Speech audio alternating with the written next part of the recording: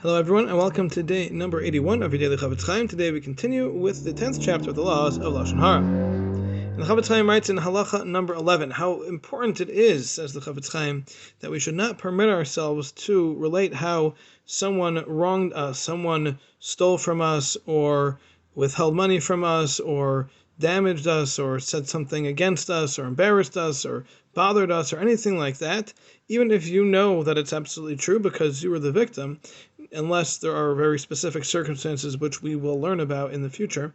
But otherwise, even if you've got all of the 7 criteria fulfilled, nevertheless, you should not be relaying this information. And the reason for this is because it is almost impossible for a person to have the proper intentions when relaying that information, because to properly relay that information would require that a person's only intention is to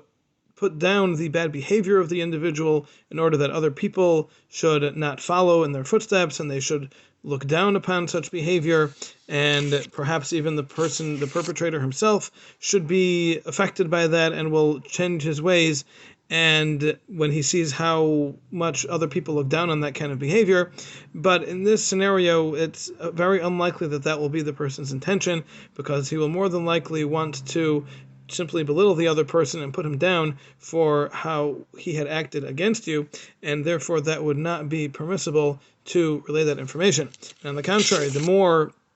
that you see people believe what you're saying because it happened to you and you are the first-hand witness, you know what happened, and therefore people will believe you. So then the more that is the case, the more you will be happy that this other person is being put down and being degraded, and that is certainly not permissible. And in halacha number 12, the Chafetz Chaim says that it is certainly true that if a person didn't do anything wrong to you, but simply didn't give you something that you perhaps wanted or even felt that you deserved, such as a loan or tzedakah or being taken in as a guest or anything like that, if you then go and tell other people how you weren't treated the way you expected to be treated or you think you should have been treated, that will absolutely be 100% Lashon Hara,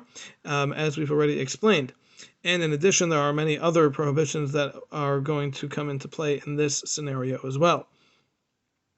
And unfortunately, the Chafetz Chaim says this is something that is a common mistake today, that we see that if someone isn't treated the way they expect to be treated in one city, as soon as they get to the next city, they share with everybody how they were treated in the other city, and that is absolutely Lashon Hara. And it is certainly much, much, much worse if a person talks about the city as a whole, saying how the people in this city acted a certain way. That is much worse, even though it is true. It doesn't matter. It will be Lashon Hara, even if it's said about one person, how much more so if it is said about an entire city.